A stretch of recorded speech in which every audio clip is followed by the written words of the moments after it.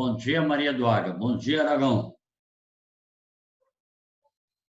Essa cara de sono aí, guria.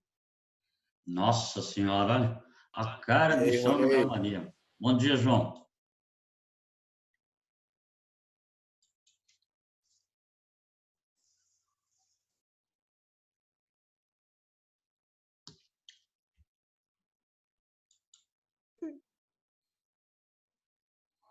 Bom dia, Isabela. Bom dia, Tudo tranquilo por aí? tudo. Muito bom, bom, bom. O Fernando se triplica. Quem falou? Oi, Ronei. Bom dia, Ana. Oi, Ronei.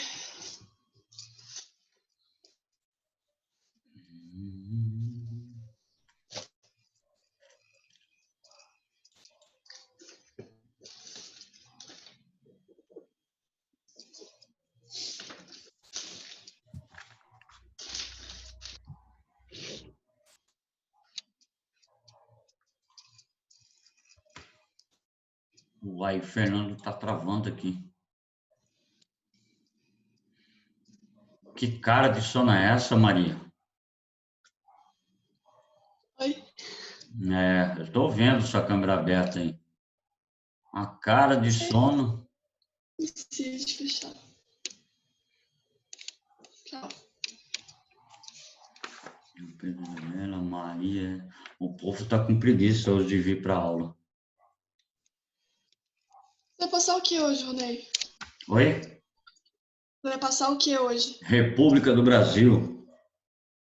Ai, Deus. O capítulo 7, se eu não me engano. Passa filme, Ronei. Na moral. Passar filme. Eu tenho que aprender a compartilhar o áudio ainda. Sou meio analfabeto nisso tudo aqui.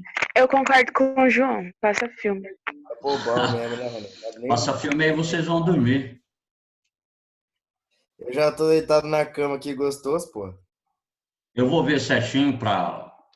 É que eu tenho que baixar o filme da internet ainda. Site pirata. Vou ter que piratear um filme aí e passar para vocês. Fica tranquilo. Quando a Até gente hoje não voltar, a passou gente vê o Escorpião filme. Rei. Não, quando a gente voltar, a gente vê um filme. Aí eu levo Passa pipoca Escorpião para Rei todo aqui. mundo. Aí a Toda gente vê o vez no filme lá Brasil. no auditório, levo pipoca, levo refrigerante para todo mundo. Há 2 anos pra passar Escorpião Rei, até hoje não passou. Sério? Passei sim. O ano passado passei. Passou Passou nada, nada, que moço. mentira. Você passou aquele cara lá, o barbudo. Eu lá tenho culpa se você falta às aulas? Cristo. Eu não falo suas aulas Ha, presenciais. aham. Pelo menos pela internet é a segunda aula que você frequenta. Mentira. É a Ó, quarta. eu tô marcando aqui a presença de todo mundo. Eu mostro para você o seu nome, ó, Maria Eduarda Camargo Bortoluzzi. Tem 3 presenças com a aula de hoje. E o seguinte, você não tem feito as atividades que eu tinha deixado para a galera. Claro que tem feito. Eu te mando. No Classroom. A culpa não é minha se você deixa um Então eu dia. vou conferir, eu vou conferir. Camargo. A semana passada eu não conferi. Eu vou conferir porque tem gente que está mandando atrasado para mim e eu estou recebendo do mesmo jeito. Mas como é que você tá recebendo atrasado se não tem como mandar atrasado? Não consigo mandar atrasado. Vem com graça, vem. Eu tô falando sério. Aham. Tá bom, então, não acredito. Eu vou verificar, calma. Se você falou, quem sou eu para duvidar, né? Ah, sei, Ronei. Eu sei. Sou burro. Maria Fernanda Albuquerque. Ô, Ronei, tem que ligar a câmera não, né, moço? Tem que o quê? Tem que ligar a câmera não, né? Uhum. Não dá ideia. Não necessariamente. A câmera você tem que ligar só quando eu pedir, para saber se vocês não estão dormindo, para ver se tem alguém na frente do computador. Então, não precisa deixar a câmera ligada a aula toda, tá ok? É só um trecho da aula para eu fazer a chamada, ou para eu conferir se vocês estão realmente ligados ou não. Porque, por exemplo, chega no fim da aula, o professor desliga a transmissão, mas antes de desligar a transmissão, ele se despede dos alunos, aí ficam sempre 5 online. E esses 5 não participaram da aula. Como a semana passada eu peguei um sujeitinho que estava na cozinha comendo e deixou o computador ligado no quarto. Então então é complicado. Então, só quando a gente pedir para a gente ver se realmente vocês estão ligados, se vocês realmente estão participando da aula. Então, por exemplo, eu tenho 10 participantes agora, só 10. Daqui a pouco começa pedido para entrar, depois de 10, depois de 15 minutos de iniciada a aula. Mas, Ronei, deu 3 minutos desde a última aula. Ele mandou 3 minutos depois da aula de física. Para cada professor está usando o critério. Pode colocar até 10 minutos, tá? Até 10 minutos depois do início da aula, o professor ele pode aceitar. Então, assim, de 3 a 10 minutos. Tem professor que pode aceitar até depois de 15 minutos, porque devido à aula ser, vamos colocar assim, mais estratégica, como física, química e matemática, para você não perder muito conteúdo. Então, fica a critério também do professor, entende? Porque, assim, tem gente que está dormindo, tem gente que está no médico, tem gente que tem isso, tem aquilo, então a gente aceita todo mundo. Agora, as atividades é interessante, né? Tem gente que faz as atividades, mas não vem na aula, não participa da aula. Eu estava deixando, por exemplo, o conteúdo aberto de um dia para o outro. Agora eu estou programando para abrir no dia, por exemplo. Hoje tem atividade para vocês que a gente vai fazer daqui a pouco, mas eu deixei agora há pouco disponível para vocês, entende? Porque tem gente que faz as atividades, mas não participa da aula. Então, pelo menos eu vou fechar um pouco o círculo em relação a essas pessoas. E quem é o contrário, professor? Vocês que estão participando, vocês vão ter uma nota de conceito a mais. Aliás, a nota de conceito de vocês vai estar muito boa. Quem não está participando, por exemplo, eu tenho alunos que não têm nenhuma presença. A aula passada eu falei o nome desses alunos, mas eu não tenho nenhuma presença deles. Então, alguns indivíduos, tá, não frequentam. Alguns indivíduos estão despreocupados, ou estão para a fazenda, ou estão viajando, ou sei lá o quê. Como, por exemplo, alguns casos de alunos que estavam simplesmente dormindo, ficavam dormindo e pedi para alertarem eles e eles começaram a participar. Só que tem alguns casos que ele não faz atividade, não vai na sala de aula ou entra atrasado, tá? E outra coisa que eu vou pedir para vocês, por favor, não passem o link de acesso para ninguém, porque atrapalha a aula, ok? Não passe para o amigo, meu amigo quer ver como é que está a aula. Não passem, por favor. Tem prejudicado muita gente, principalmente aluno. Ele entra em outra sala com o seu nome, tá? E aí vai acabar prejudicando você. Então, muito cuidado em passar o link de acesso para os colegas, para os amiguinhos da outra escola. Eu quero ver como é que é a aula na sua escola, passa para mim. Aí você passa, assim, a mais pura inocência e o camarada acaba prejudicando, tá, todo o processo. Então, é o seguinte, a gente vai começar a nossa aula e vamos abordar. Então, se não me falha a memória, deixa eu ver aqui uma coisa. Não é de vocês, é da outra turma. Oi. Mas assim, é porque o pessoal entra atrasado, entre aspas, porque era para ter um espaço de tempo, né, entre uma aula e a outra. Só que daí o Rodrigo manda 2 minutos depois que a outra aula acabou. Daí o pessoal vai entrar atrasado. É meio... Então, exatamente, mais tranquilo. É por isso que eu sempre espero até 5 minutos para poder iniciar a aula, para não prejudicar ninguém, entende? Estou esperando até um pouquinho mais. Então, hoje eu posso esperar até um pouquinho mais, porque nós temos 2 tempos de aula. Mas, por exemplo, amanhã eu tenho um tempo de aula. A gente tem que chegar, entrar e já começar a trabalhar. Certo?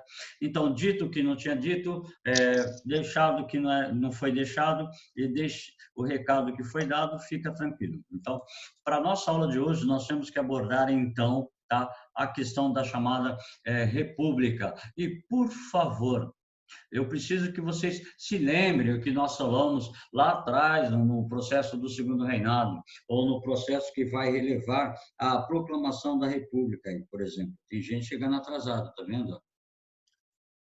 Então, a gente aceita, porque é aluno que realmente participa toda a aula. Então, assim, nós vamos entrar no dado chamado Brasil República, ok? Ou o período que vamos chamar de República Velha.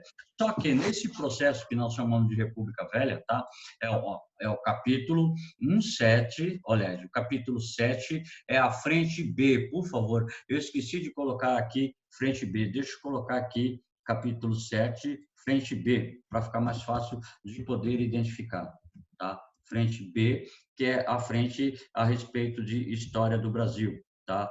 Então, a gente tem que trabalhar a questão da proclamação da República.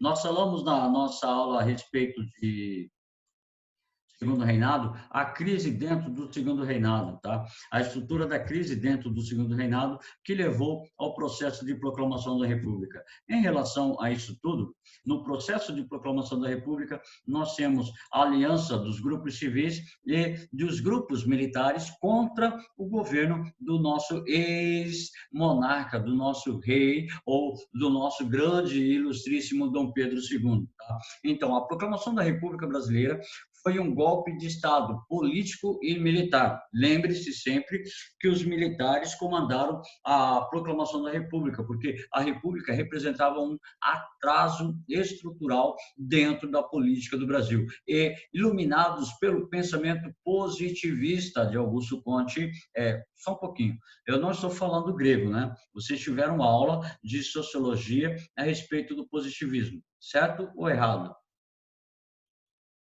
Sabem o que é o positivismo? Aí já dormiram, tá vendo? Sim, certo. Então vocês tiveram aula sobre O Adriano positivismo. ensinou. Crença absoluta no progresso, tá? Crença absoluta na razão que levaria todo Estado ao progresso. Aí Augusto Conte desenvolveu aquela teoria dos 3 estados, tá? O estado mitológico, tá? O estágio teológico, estágio metafísico, o estágio filosófico e o estágio positivo, tá ok? O estágio científico, onde a sociedade alcança o nível mais acelerado de progresso dentro das suas condições sociais, certo? Então, nós temos esses 3 elementos do positivismo. Quem falou? Fui eu. Ah, tá. E Aí... o Adriano sempre Uhum. explicava isso fazendo uma analogia às fases da vida dos Exatamente. indivíduos. Então, ele deve ter falado da influência do positivismo Infância, na depois proclamação da República. adolescência e adulto. Ah, tá. Então, ele falou também da bandeira do Brasil. Acho que sim. Se ele falou de positivismo, ele deve ter falado da influência do positivismo na proclamação da República e, claramente, o lema do positivismo que está na bandeira do Brasil, ordem e progresso, que faz parte dos lemas dentro do positivismo, que o positivismo é amor como princípio, a ordem como base e o progresso como fim. Então, vai influenciar diretamente a estrutura do pensamento da proclamação da República do Brasil, certo? Então, aí nós temos, tá? Então, um golpe político e militar ocorrido em 15 de novembro de 1889. Eu falei para vocês que o golpe estava previsto para o dia 14 de novembro, dia 20 de novembro de 1889. Só que no dia 14, tá, os republicanos se reuniram na casa do Marechal Deodoro da Fonseca e tramaram o golpe. Como alguém saiu da reunião e vendeu a informação para os jornais, o Dom Pedro começou a mobilizar as tropas que ainda eram leais a ele. Tá? As tropas foram mobilizadas no dia 14, na tarde do dia 14. No dia 15 de novembro, temendo uma repressão da ação do imperador, eles invadem a Câmara Municipal do Rio de Janeiro e redigem o documento de proclamação da República. Mas a República estava programada para ser proclamada no dia 20 de novembro. Então, com medo da repressão do imperador, eles antecipam, tá? Eles vão antecipar o golpe da República para o dia 15 de novembro. Tá? Que instaurou a forma republicana presidencialista de governo no Brasil, encerrando a monarquia constitucional parlamentarista do Império, ou seja, monarquia constitucional parlamentarista de caráter hereditário, ou seja, passado de pai para filho, e, por conseguinte, destituindo, então, chefe de Estado Dom Pedro II. Dom Pedro II, ele vai ser intimado a deixar o Brasil. No dia 16 de novembro, ele recebe uma carta pedindo que ele deixasse o Brasil. Ele deixa o Brasil, vai para Paris, por causa que ele tinha, devido ao parentesco que ele tinha com as famílias francesas, porque ele era um Bourbon, tá? Bourbon, família francesa. Ele acaba morrendo, se eu não me engano, vítima de tuberculose, tá? Num mausoléu, vamos assim dizer, um mausoléu em Paris, morada dele em Paris, tá? E aí começa o processo que nós vamos chamar de proclamação da República. Deixa eu ver, gente chegando atrasada, tá vendo? Gente que chega atrasado, todo momento eu tenho que parar a aula para que ele não fique prejudicado. Só um pouquinho, já marco aqui.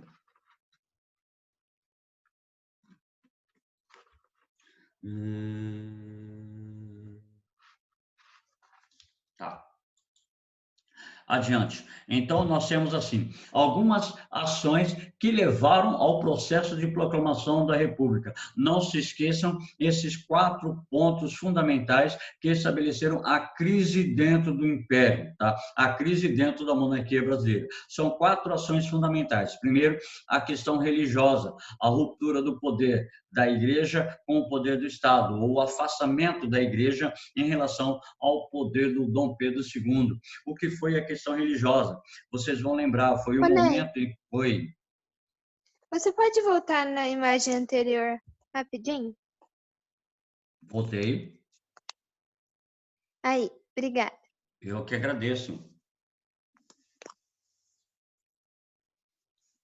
Tá? Aí o seguinte, dentro da questão religiosa, nós temos o fato de que o Papa publicou a chamada Bula Syllabus, tá ok? A Bula Syllabus proibia a participação de maçons em ritos da igreja e proibia a participação dos cristãos católicos em ritos da maçonaria. Então, gerou um atrito, porque o próprio Dom Pedro era grão-mestre maçom no Brasil e que mandou punir alguns padres, alguns bispos, perdão, que puniram padres que participaram de festas da maçonaria. Aí entra um desequilíbrio entre a igreja e o Estado. Tá? A questão militar resume-se na ideia de que os militares não tinham participação política nenhuma dentro do Império. E, pós-Guerra do Paraguai, muitos militares queriam prestígio político, queriam participação política, queriam soldos melhores soldos, ou seja, melhores salários. Eles queriam melhor equipamentos para o exército e para a marinha. Eles queriam a unificação dos salários dos militares. Então, isso vai fazer com que eles tenham um movimento contra a ação estrutural do nosso imperador, o Dom Pedro II. A questão republicana foram os grupos que começaram a surgir, grupos políticos como o PRP, Partido Republicano Paulista, o PRM, Partido Republicano Mineiro, tá? Então, esses partidos, eles começam a surgir dentro da estrutura política do Brasil e vão causar uma certa instabilidade dentro do poder do imperador. E o abolicionismo, tá? Nós vimos as questões a respeito do abolicionismo. Primeiro, nós tivemos a Lei Eusébio de Queiroz, em 1850. A Lei Eusébio de Queiroz proibia o tráfico internacional de escravos, mas internamente continuava o tráfico de escravos, ou seja, interprovincialmente, mas internacional não poderia haver mais tráfico de escravos, e isso prejudicou muitos produtores rurais que dependiam da mão de obra escrava. Tá? Depois nós temos a Lei do Ventre Livre, que nós falamos aqui. A Lei do Ventre Livre pressupunha que todo escravo que nascesse a partir de 1871, ou seja, todo indivíduo filho de escravos que nascesse a partir de 1871, quando alcançasse 18 anos, seria livre. E aí nós temos a chamada Lei dos Sexagenários ou Lei do Saraiva de Cotegipe, que afirmava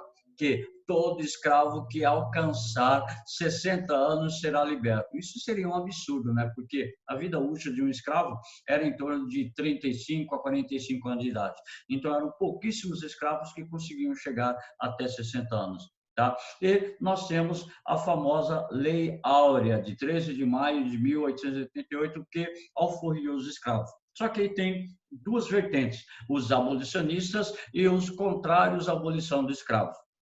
Os abolicionistas viam um caráter de poder de consumo muito grande dentro da população de escravos, também influenciados pela vinda dos imigrantes para o Brasil. Então, isso causa necessariamente a ideia de que a estrutura política do Brasil estava assim instável, num momento de instabilidade. E os defensores do não abolicionismo, porque precisavam da mão de obra escrava nas suas atividades. E não foram todas as regiões do Brasil que receberam grande número de imigrantes. Por isso, a necessidade da mão de obra escrava. Tá? Então, dentro desse contexto, nós temos em 1889, então, a República. Então, a história da República Brasileira iniciou-se em 1889 com a proclamação da sua própria República e acompanhou todo um período até o século XXI. Hoje, nós vivemos uma república presidencialista nos moldes do desenvolvimento do século XXI. Tá? A difusão dos ideais republicanos remonta ao período colonial, como durante a Inconfidência Mineira e a Conjuração Baiana no final do século XVIII. Ou seja, lá no século XVIII, nós já tínhamos movimentos de inspiração republicana. Tá? A República, ainda, o fato... Deixa eu ajeitar aqui, tá... Opa! Olha lá. O fato de a República nascer como uma aceitação das elites e ter sido realizada através da espada do Exército Brasileiro, por favor, daqui a pouco nós temos que diferenciar os períodos dentro da República, tá? Conformou um caráter autoritário e excludente do Estado brasileiro. Então, os primeiros momentos da República foi influenciado pelos militares e demarcou ou demonstrou um caráter autoritário da força militar dentro da trajetória política do Brasil. Okay? Garantindo privilégios às classes dominantes e negação dos direitos às classes exploradas durante muito tempo. Então, o Exército Brasileiro passa a comandar a República do Brasil e vai garantir o poder das elites, enquanto que a população continuava marginalizada. Então, a participação do Exército na vida política nacional foi também uma constante na história da República do Brasil, que por ser dividida em algumas fases, tá ok? Nós tivemos diversos militares que comandaram a República do Brasil, tá?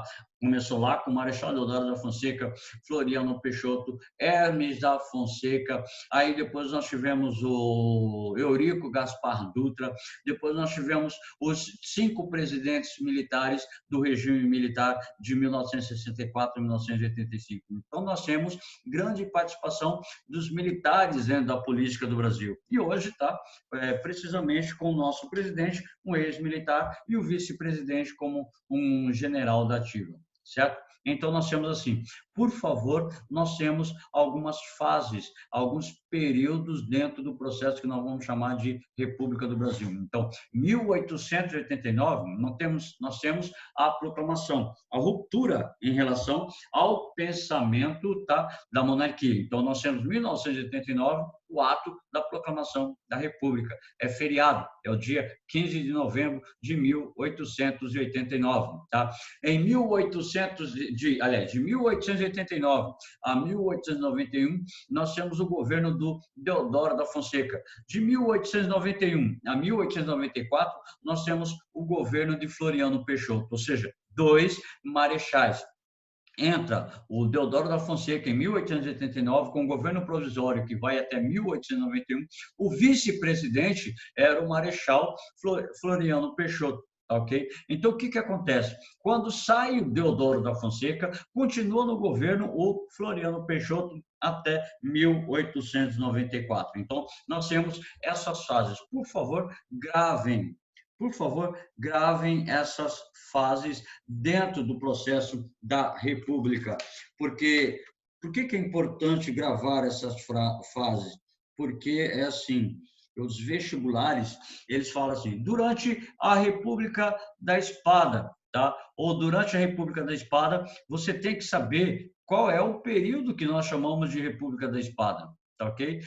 Durante o período de República da Espada, nós temos assim, a República da Espada é de 1889, com a proclamação da República, até 1894, como diz aqui a nossa primeira bolinha, nosso primeiro organograma, tá? De 1889 a 1894, nós temos o que chamamos de República da Espada, porque o Brasil foi governado por militares, ou ainda chamada República dos Marechais. Nós temos o Deodoro da Fonseca e o Floriano Peixoto como os dois principais marechais dentro da história da República do Brasil, ou dentro da política do Brasil. Então, República da Espada ou República dos Marechais. E temos a chamada, durante a Primeira República. Falou durante a Primeira República, é a data que vai de 1889 a 1930, ou Primeira República, ou ainda a chamada República Velha, que vai de 1889 a 1930. Dentro da República Velha, nós temos vários outros nomes, ou seja, de 1889 a 94, nós temos República da Espada, ou de 1889 a 1894, a República dos Marechais. Mas ainda nós temos outras nomenclaturas, nós temos outras ideias a respeito disso. Por exemplo, de 1894, ou seja, depois do governo dos militares, depois do governo dos marechais, de 1894 a 1930, nós temos o início do governo dos civis. Embora nesse período nós temos o governo do Marechal Hermes da Fonseca, tá? Que será uma outra realidade dentro desse período. Então, nos períodos de 1894 a 1930, é conhecido ainda como 4 grandes grupos, ou 4 grandes nomes, tá ok? Ou é chamada ainda de República dos Coronéis, ou chamada ainda República das Oligarquias, ou chamada ainda República do Café com Leite, ou chamada ainda República dos Fazendeiros. Então, de 1894 a 1930, nós temos essas ideias a respeito do pensamento da República. Por quê? Porque nós temos que falar a respeito disso? Nós temos que falar a respeito disso porque os vestibulares, eles cobram, assim, República da Espada, ou República dos Marechais, ou Primeira República, ou República Velha. E ainda cobram durante o período da República dos Coronéis, tá? Ou durante o período da República das Oligarquias, ou ainda durante a República do Café com Leite. Embora alguns autores considerem a República do Café com Leite iniciada em 1898, a gente já coloca em 1894, porque já está inserido dentro do governo. Ou seja, nessa fase de 1894 a 1930, com algumas exceções, como, por exemplo, o Marechal Hermes da Fonseca, nós temos o governo dos militares. E, por favor, Coronel da República não era título militar, era um título dado aos comandantes da Guarda Nacional dentro do Brasil, o fazendeiro ou o grande político local, tá? Ou um advogado que tivesse muita influência na sua região, ele passava a receber o título de coronel da Guarda Nacional. Até hoje, no interior do Brasil, até hoje, por esse mundão de meu Deus, nós chamamos, algumas pessoas chamam os grandes fazendeiros de coronéis, tá? Ó, o seu coronel, coronelzinho, o filho do coronel chamado de coronelzinho. Ou seja, a prática passa a estar, a prática da política, perdão, passa a estar sob o controle da mão dos grandes fazendeiros, os grandes cafeicultores, os grandes coronéis, tá? Só para a gente poder visualizar. Em 1889, nós temos a mudança da bandeira, tá? Nós temos assim, em 15 de novembro até o dia 19 de novembro, olha a legenda lá, tá? De 15 de novembro a 19 de novembro, nós passamos a ter essa bandeira aqui que eu estou mostrando para vocês, tá? Em 19 de novembro de 1889, nós passamos a ter a atual bandeira do Brasil com o lema do positivismo, ordem e progresso. Mas eu coloquei essa imagem para vocês visualizarem a grande semelhança que a bandeira da República tem com as bandeiras anteriores, a bandeira do Brasil Imperial, tá? 18 de setembro de 1822 a 1º de dezembro de 22. Então, de 1º de dezembro de 1822 até a proclamação da República, nós tínhamos essa bandeira, tá? As cores da nobreza portuguesa. Então, permanecem as cores da nobreza portuguesa e a introdução do ideal de ordem e progresso, lema do positivismo. Então, as influências das cortes portuguesas dentro da estrutura política do nosso Brasil. Então, precisamos gravar essas ideias. Pegou a ideia? Dito isso como um elemento de introdução, nós temos assim, tá? A República da Espada, que vai ser comandada pelo Marechal Deodoro da Fonseca, à sua esquerda, e o Marechal Floriano Peixoto, à sua direita. Esses dois indivíduos foram responsáveis pelo comando da República do Brasil de 1889 a 1894. Então, esses dois indivíduos são o marco da proclamação da República do Brasil. Então, olha só, algumas ideias fundamentais, algumas ideias políticas que existiam dentro do Brasil, tá? Apesar da proclamação da República, comandada pelos militares, os civis tinham forte influência a respeito da prática da proclamação. Então, olha só, diferentes projetos republicanos. Nós temos praticamente 3 grandes projetos republicanos, ou seja, 3 grupos inseridos dentro da República, ou 3 grupos que tinham divergências em relação ao processo da República. Então, vamos lá. Tinham os chamados positivistas, que defendiam a ideia do positivismo, ou seja, república positivista. Eles visavam a centralização política nas mãos do presidente, ou seja, todo o poder político nas mãos do presidente, sobrepondo-se a outros poderes. A postura predominante entre os militares prevaleceu entre 1889 a 1894, durante a chamada República da Espada. Gravem isso que eu vou falar para vocês. O Deodoro da Fonseca, ele não queria ser presidente. Depois que ele tornou-se presidente, ele não queria deixar de ser presidente, ok? Ele tentou dar um golpe, só que nessa tentativa de golpe, ele foi retirado do poder, ou, na verdade, ele renuncia, certo? A República Liberal pregava, ou instituía, ou desejava, tá? O federalismo descentralizado com grande autonomia para os estados, ou seja, os estados passariam a ter total poder em relação às suas condições financeiras e às suas condições políticas. Tá? Postura predominante entre os cafeicultores paulistas prevaleceu de 1894 a 1930, a República Liberal, ou seja, a República dos Cafeicultores ou a República do chamado café com leite. Certo? E tinham aqueles chamados radicais, tá? Membros da chamada República Jacobina, influenciados pelo movimento da Revolução Francesa, ou seja, eles exigiam a formação de uma república com forte participação popular e favorável à criação de medidas de alcance social. Postura predominante entre os setores da classe média urbana, que não chegou a se concretizar em nenhum período. Então, as duas formas que nós tivemos foi a República Positivista, com os militares até 1894.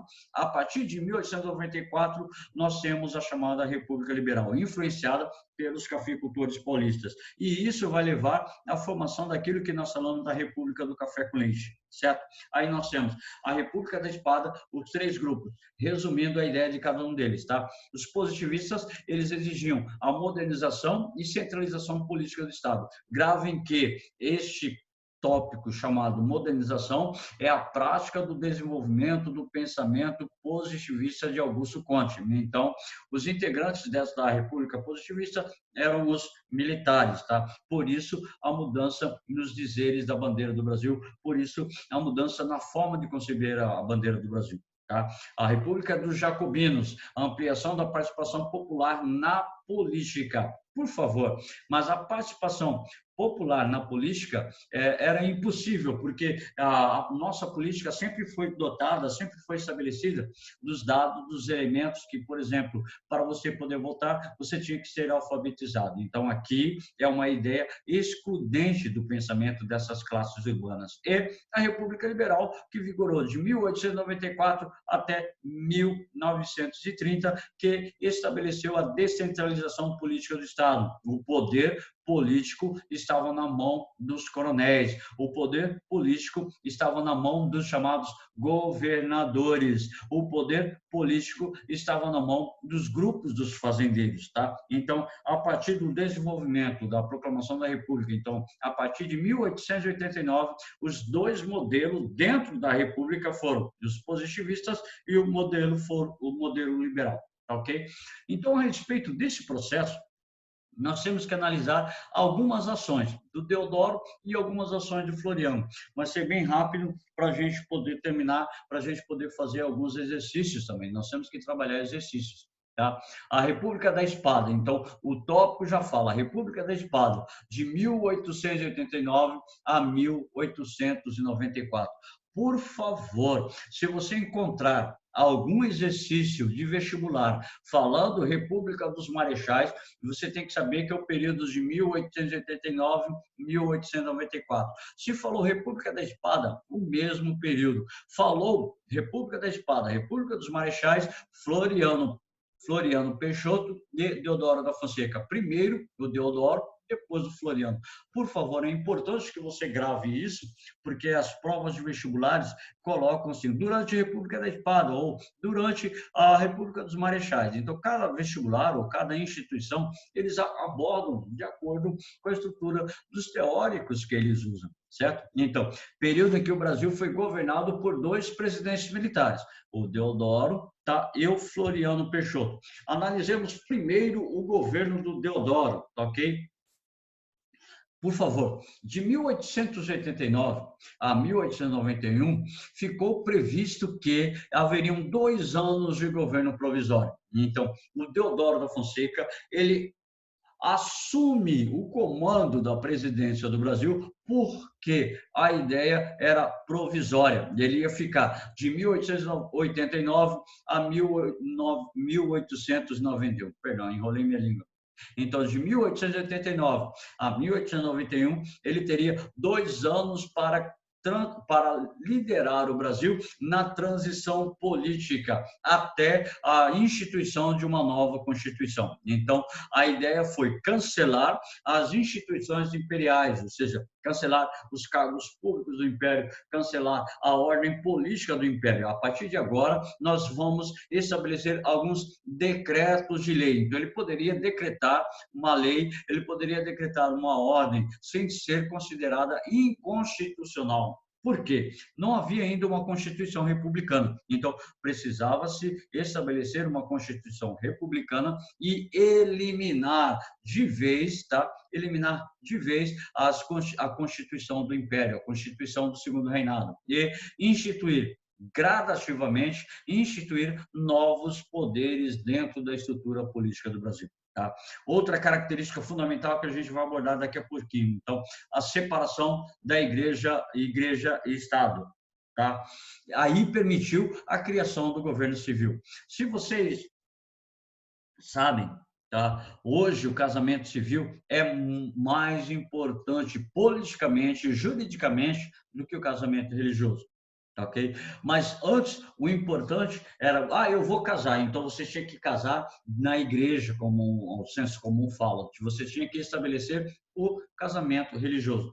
Se você quer saber quantas pessoas casaram, tá? Você ia até a igreja matriz e pedia a certidão de casamento dos indivíduos. Você queria saber quantas pessoas morreram, você ia até a igreja e verificava, tá, as certidões de óbito estabelecidas pelo padre ou pelo bispo. Então, a partir de 1889, tá, nós temos a instituição do casamento civil, passa a ser mais importante que o casamento religioso. Por quê? O casamento civil, através do casamento civil, houve uma previsão de liberdade de culto, uma liberdade maior de religião. Então, acontece que os indivíduos passam agora a enxergar a República como um outro grande elemento de transformação de estrutura social. certo? Então, vamos lá. Algumas características dentro do governo do Deodoro da Fonseca. Primeiro, separação igreja-estado. Acabamos de citar a separação da igreja do Estado, que promoveu o início da formulação do casamento civil. E também liberdade de culto para os brasileiros. A partir de 1889, com a proclamação da República, os brasileiros passam a ter liberdade de culto. Eles poderiam aderir a outras religiões livremente dentro do Brasil. Ok? A letra B, a implantação do federalismo. Para quem não sabe o que é federalismo, tem uma explicaçãozinha aqui. Federalismo é um sistema de governo federativo em que vários estados se reúnem para formar uma nação, cada um conservando sua autonomia. Ou seja, cada estado possui a sua autonomia. Estão ligados da nação pela Constituição Federal, como nós executamos, por exemplo, as leis dentro do Brasil. Se existe uma lei dentro do Brasil, existe em todos os estados da nação, mas cada estado tem autonomia também de formular suas próprias leis, desde que não estabeleça uma sobreposição à nossa Constituição Geral. Então, a autonomia legislativa e fiscal para os municípios e unidades da federação. Município, estado. Para quem não sabe o que é a unidade da federação, é aquilo que nós chamamos de estado. Estado do Mato Grosso do Sul, estado de Minas Gerais, estado do Rio Grande do Sul. Ok? Unidades da federação. Então, cada unidade da federação teria sua autonomia legislativa e sua autonomia fiscal, como nós temos hoje. Por exemplo, no Mato Grosso do Sul, a autonomia legislativa significa que nós temos uma Assembleia Legislativa própria. Para ficar mais claro, significa nós temos os deputados estaduais, nós temos os governadores estaduais, ou seja, nós passamos a ter uma autonomia em relação ao governo federal. Tá? E uma grande ação que já vinculava o mundo todo, embora não estava estabelecido dentro do Brasil, foi a ideia da adoção, divisão e a independência dos três poderes, o legislativo, o executivo e o judiciário. E vocês tiveram aula a respeito aulas de filosofia, onde provavelmente vocês devem ter visto a divisão dos três poderes, executivo, legislativo e judiciário, principalmente dentro do pressuposto iluminista do Montesquieu. Barão de Montesquieu, ele institui a criação de três poderes para evitar que o soberano, para evitar que o rei concentrasse os poderes na sua mão. E, a partir de 1889, nós temos as chamadas assim, eleições em todos os níveis, para deputados, senadores e presidente. O deputado teria um mandato de 3 anos, os senadores teriam um mandato de 9 anos, e o presidente passaria a ter um mandato de 4 anos, ou seja, só que tem um problema, quem votava? Esse era o problema categórico, a questão do voto dentro do Brasil República. Então, o sufrágio não era universal, ou seja, o voto não era universal. Quem poderia votar? Somente homens alfabetizados, ou somente homem, então pressupõe a exclusão das mulheres do processo da eleição. Então, as mulheres, elas estavam assim eliminadas, elas estavam alheias, elas estavam, como eu posso dizer, elas estavam excluídas praticamente, Elas estavam excluídas da votação, elas não podiam votar votar nas decisões políticas da sociedade brasileira. 1 minuto, por favor.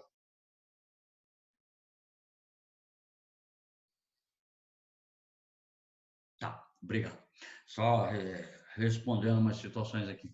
Então, significa que se somente os homens poderiam votar, mas somente homens alfabetizados, maiores de 21 anos, que não fossem padres, clérigos, que não fossem padres ou clérigos, e não fossem militares. No caso, soldado não podia votar, somente soldado e cabo, tá?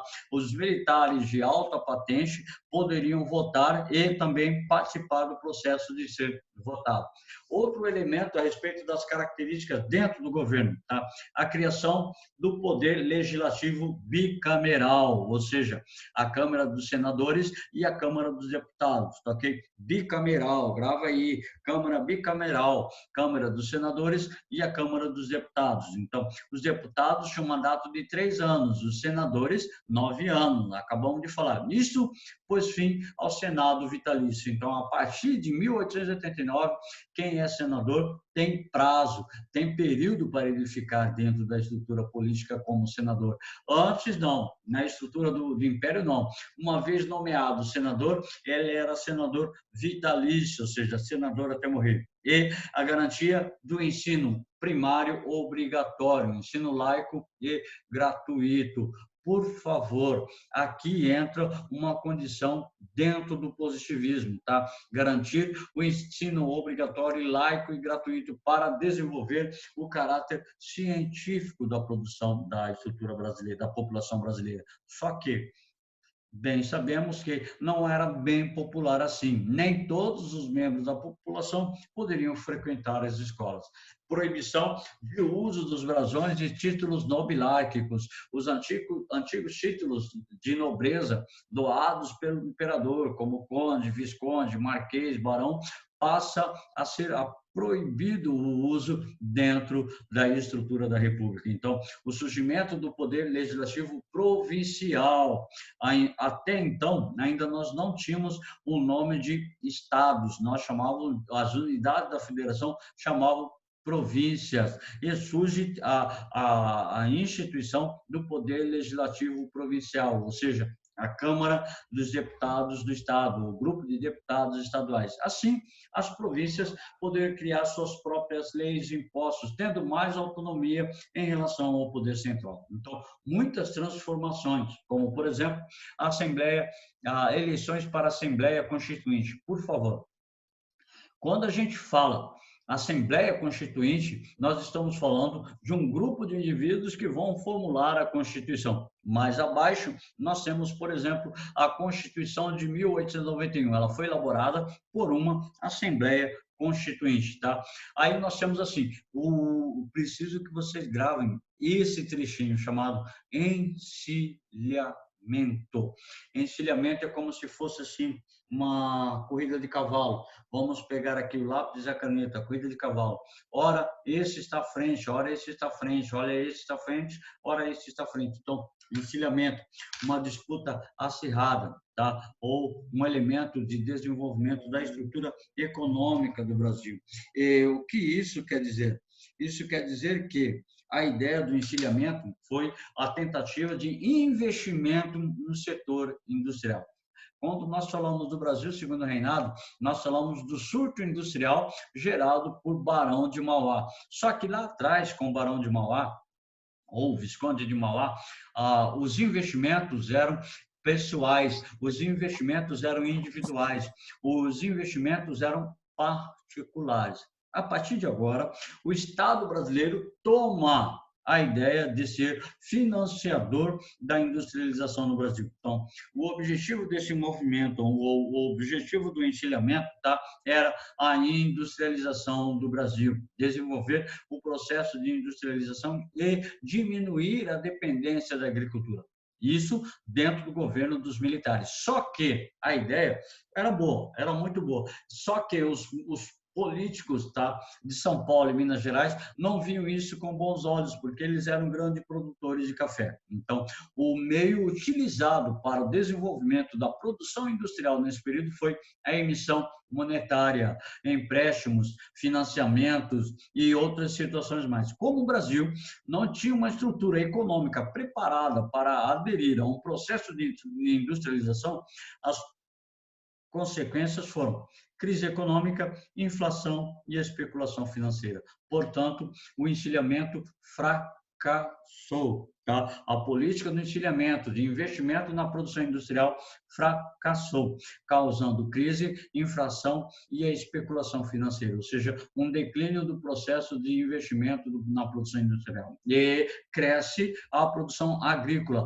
Gravem, por favor, produção agrícola do café. Tá, ok? O café passa a ser o principal produto da economia brasileira de 1889 a 1930. Até que nós temos, em 1891, tá, a elaboração, a promulgação da primeira Constituição, tá, da República, ou seja, ela instituiu a República Federativa com autonomia para os estados. Os estados passam a ter uma autonomia em relação ao governo central. Instituição dos três poderes, executivo, legislativo, tá? O legislativo é Câmara dos Deputados Federais e a Câmara dos Senadores, tá? Okay? O Senado e a Câmara dos Deputados. E o judiciário tratando a respeito das instituições jurídicas. Tá?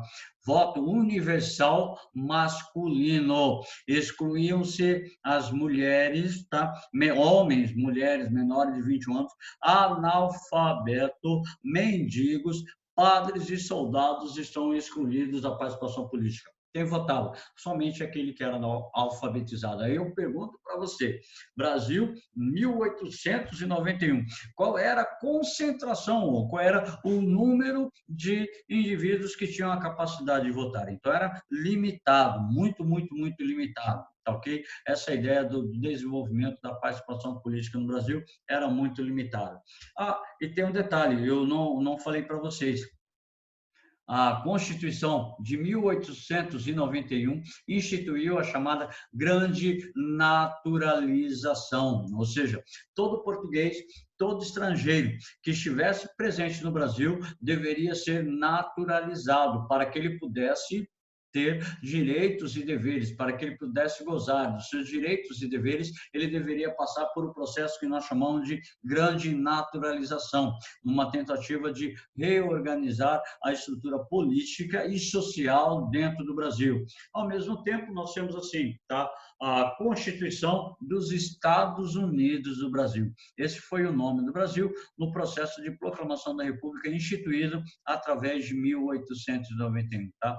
Nós chamávamos República dos Estados Unidos do Brasil. Até depois, tá? Durante o período da República Nova, que nós vamos passar a chamar... como é que eu esqueço o nome do meu Brasil assim? Tá? República Federativa do Brasil. Esse é o nome atual, o oficial, o nome oficial do Brasil é República... República Federativa do Brasil. Eu estou ficando velho, tá? A idade vai chegando, eu vou se esquecendo um monte de coisa. Através disso...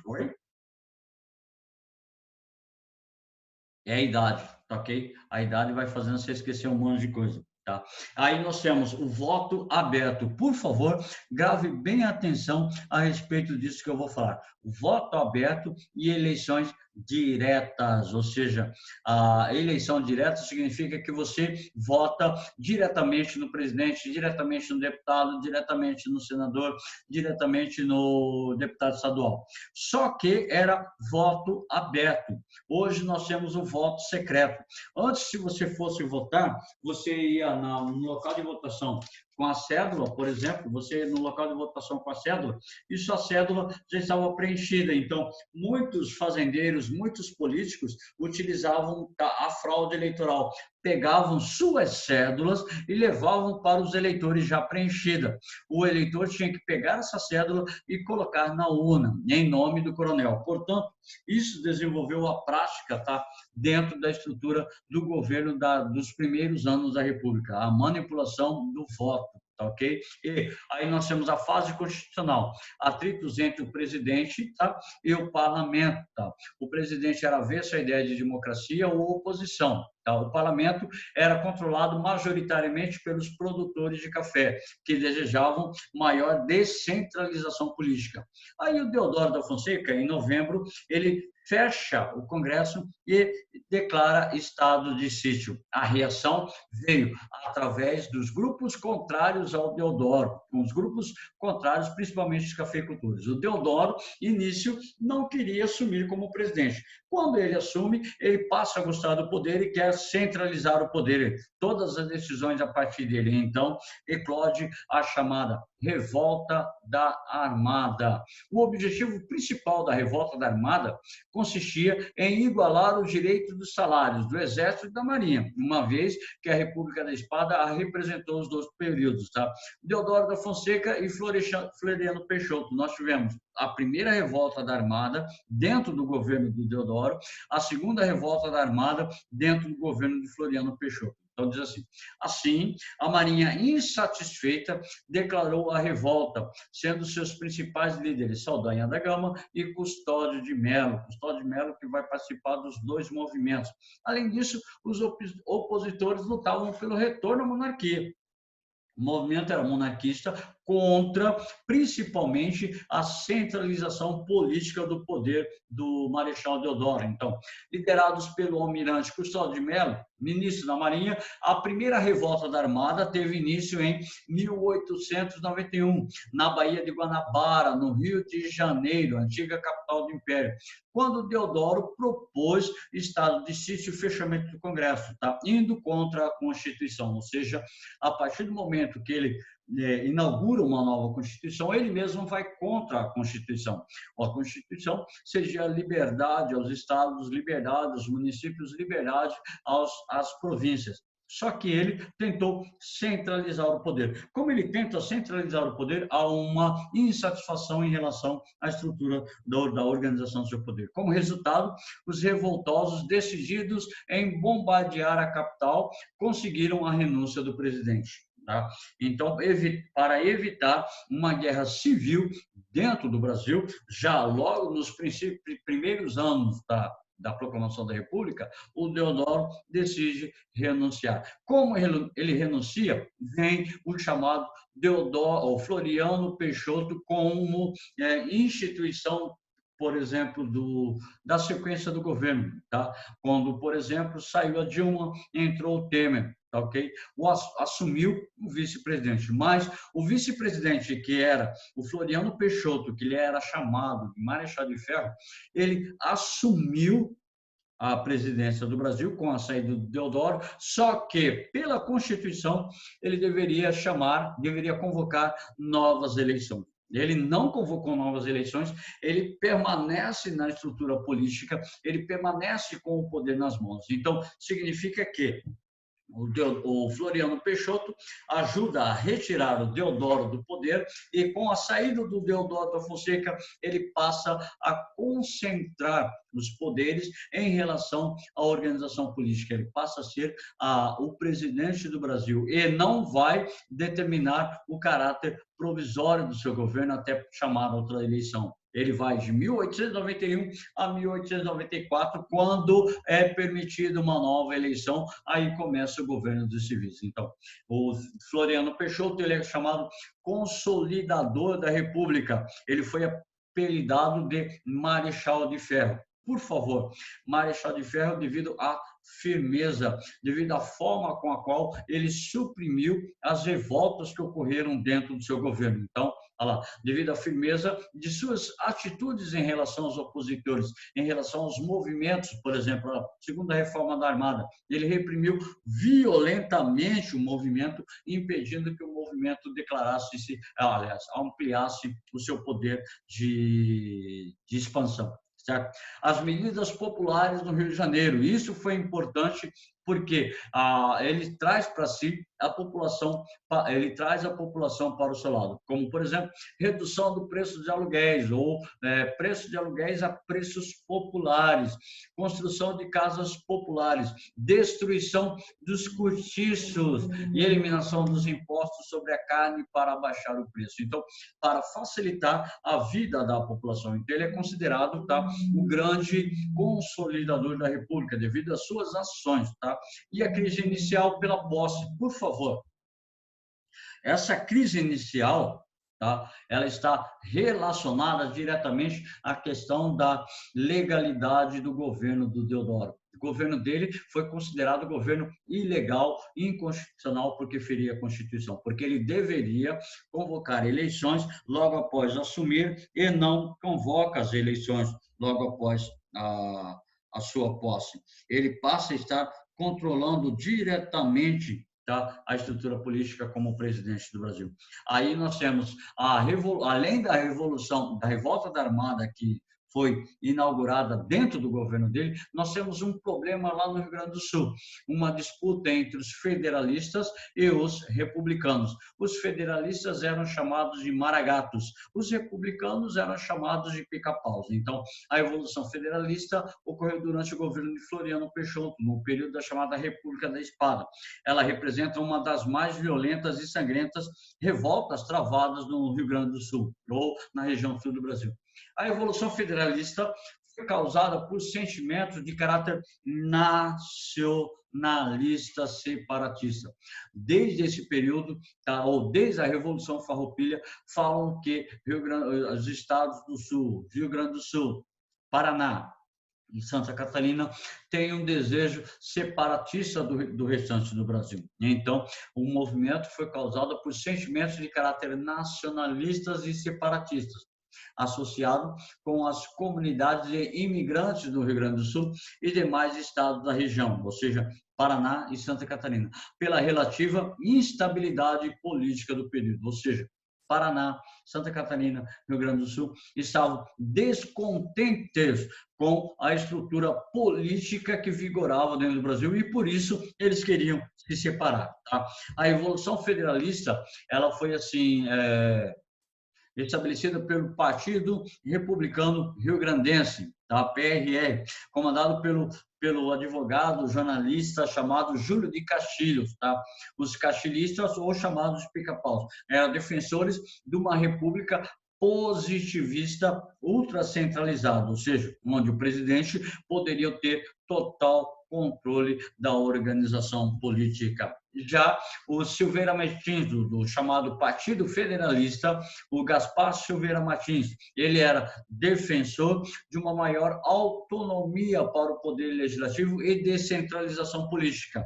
Ele era favorável à estrutura voltada para a questão das províncias, onde as províncias poderiam ter total poder, total liberdade em relação à sua administração, em relação à sua estrutura econômica, tá, ok? Alguns eram antigos membros do Partido Liberal durante a monarquia, por isso eram identificados como partidários da monarquia. Portanto, pressupõe-se que o Floriano Peixoto, ele vai apoiar o Partido Republicano Rio-Grandense, apoio de Júlio de Castilhos. A revolta também conhecida como Revolução da Degola. Aqui, no caso, só uma expressão para a gente poder identificar. O Júlio de Castilhos, tá, e o Silveira Martins. Consequências da Revolução Federalista.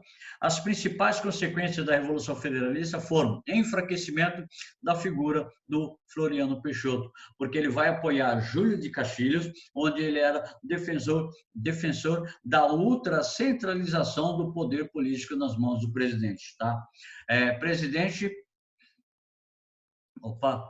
O presidente do país, quando ele começou em 1893, então no Floriano Peixoto, certo?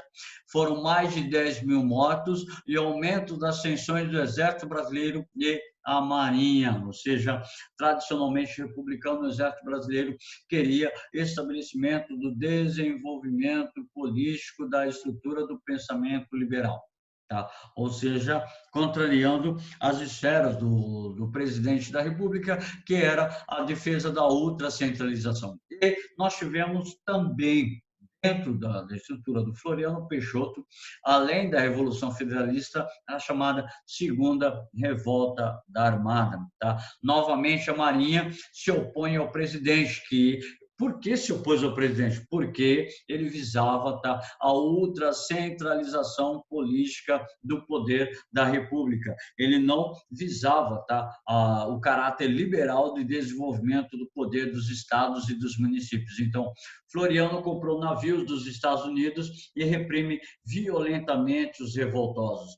Os revoltosos da revolta da Armada chegaram a se unir aos federalistas do Rio Grande do Sul, mas ambos foram derrotados, tá? Então, assim, na história do Brasil, foram movimentos ligados diretamente à estrutura da posse do poder político, da estruturação do poder político dentro da sociedade, dentro da estrutura política desenvolvida a respeito do governo do Floriano Peixoto, tá? E o fim do governo do Floriano Peixoto, em 1894, nós temos assim, Floriano Peixoto permaneceu na presidência até novembro de 1894. Embora contasse com o apoio dos paulistas, esse grupo de oligarcas, ou esse grupo de fazendeiros, tá, começou a organizar a sucessão presidencial do país e escolheu o presidente Prudente de Moraes para disputar as eleições daquele ano. Ou seja, em 1894, o presidente Prudente de Moraes, ele passa, aliás, o Prudente de Moraes, ele vai ser eleito presidente da República do Brasil. Então, em 1894, inicia o governo dos civis dentro da República do Brasil, tá? Então, o governo civil dentro da República do Brasil inicia em 1894 com Prudente de Moraes. Depois dele, nós temos a sequência de vários presidentes civis e também alguns militares, dentro do período da chamada Primeira República. Então, aí iniciaria, tá, o governo dos chamados coronéis, o governo dos fazendeiros, ou República das Oligarquias. O candidato paulista foi eleito com quase 90% dos votos.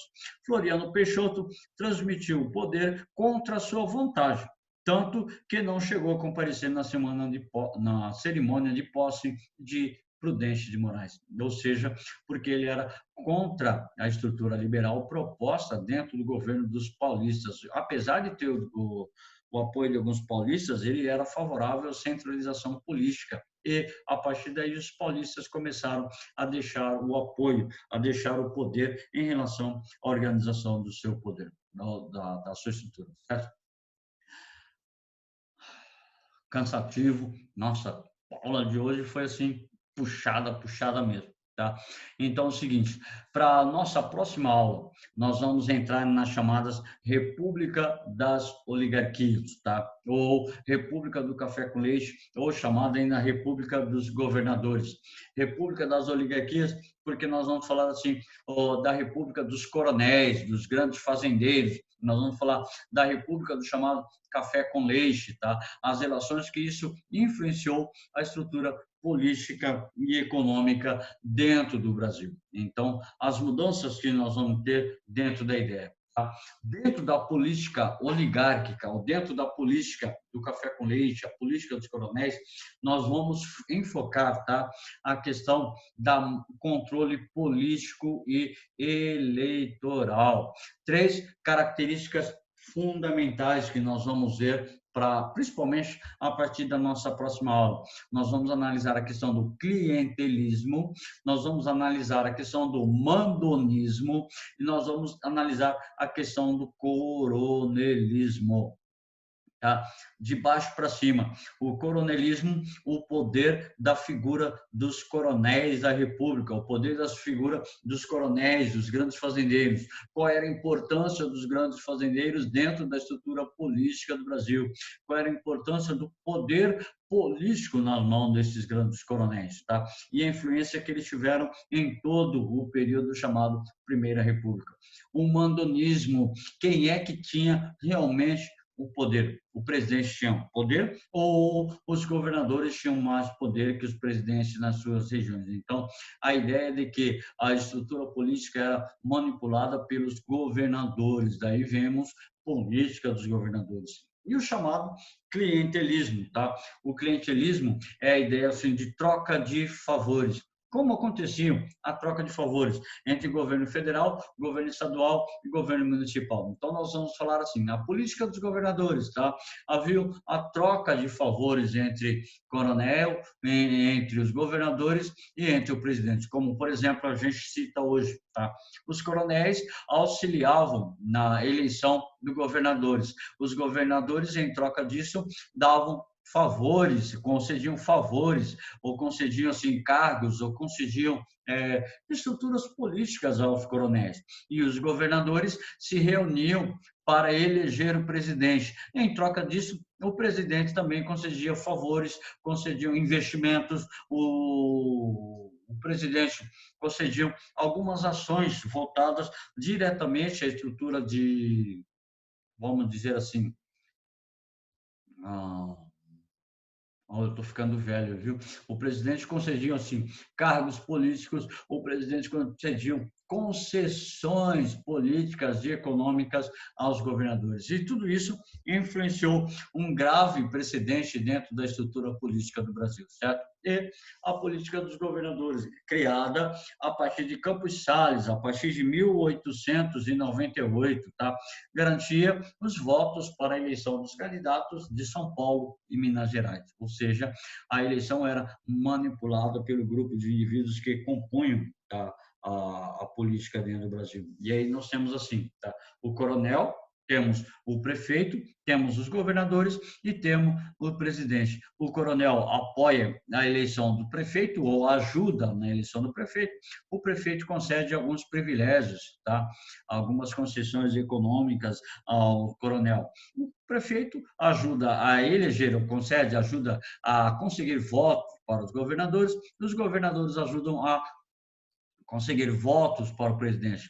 Em contrapartida, o presidente dá apoio, concede apoio e verbas aos governadores, e os governadores concedem apoio e verbas também para os prefeitos. Então, essa relação é uma relação mais ampla, mais assim, é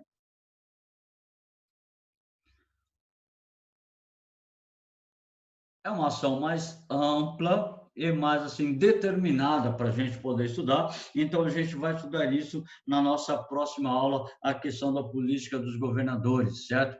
Para a gente poder encerrar o capítulo 7 da frente B de História do Brasil, certo? Então, a gente termina aqui a nossa aula e para não perder costume, nós vamos fazer atividades lá no Google Classroom. Só que lá, hoje, eu deixei 4 atividades para vocês fazerem. Vamos lá, vamos ver se tem gente que já fez. Deixa eu ver aqui, Google Classroom, atividades, tá? História. Vamos lá, atividade de história. Olha só, tem 6 indivíduos que já fizeram. Eu deixei programado hoje para abrir às 10 horas da manhã. Vamos ver quem? O Cauê, tá? Vamos marcar aqui. Cauê já fez. Quem não fez, acesse o Classroom, tá? E faça agora para a gente poder estabelecer aqui a controle de vocês. O Cauê já fez. O Clóvis já fez. Fernando, parabéns, Fernando. Está participando da aula e já fez a atividade, tá? E Chivanelli também já fez. Por isso entrou atrasado, né, Chivanelli? Chivanelli já fez. A Stephanie Luzado, Stephanie também já fez. E o Theo Nasser também acabou de fazer. Então, eu preciso que vocês acessem, tá? Já te mando, Ronei. Daqui a Quem? pouquinho já chega aí para você. Não entendi. Isabela. Fala, Isabela. Já te mando. Você já fez também? Calma, daqui a pouco eu já te mando. Daí vai chegar aí. Ah, tá. Vai chegar aqui. Ainda não chegou ainda, não. Isso. Agora... Tá todo mundo fazendo ainda, né? Chegou do Augusto. Eu vou deixar aberto Falou, para Ronei. vocês verem. Oi. Tchau. Tchau. Ô, Ronei, Oi. eu não entendi direito o que é encilhamento. Encilhamento é a questão assim, o investimento dentro da produção industrial. O encilhamento é uma política onde, ora, a economia vai estar à frente, ora, a economia vai estar para trás. Então, o encilhamento é uma prática econômica de dificuldades financeiras, onde o governo brasileiro vai investir diretamente na produção industrial, só que, ao mesmo tempo que investia na produção industrial, a produção industrial não ia para frente. Certo?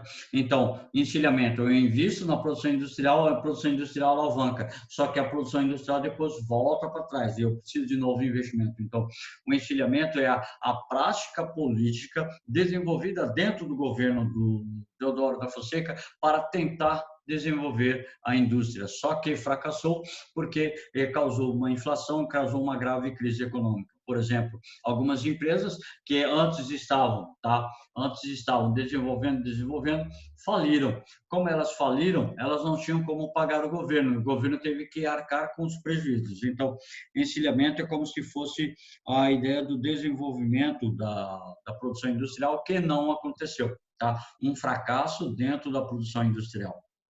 Ok? Tá certo. Caio Camargo, ok, Caio?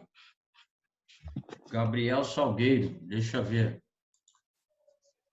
Tchau, professora. Valeu aí, Obrigada. Ronei. Tchau, um beijo. Tchau. Quem terminou está dispensado, tá? Caio Falou, Camargo. Ronei, obrigado. Ok. Valeu. Falou, Ney. Valeu, abraço. Gabriel Salgueiro, chegou. Chivanelli, Stephanie, tá. Estou esperando dos demais.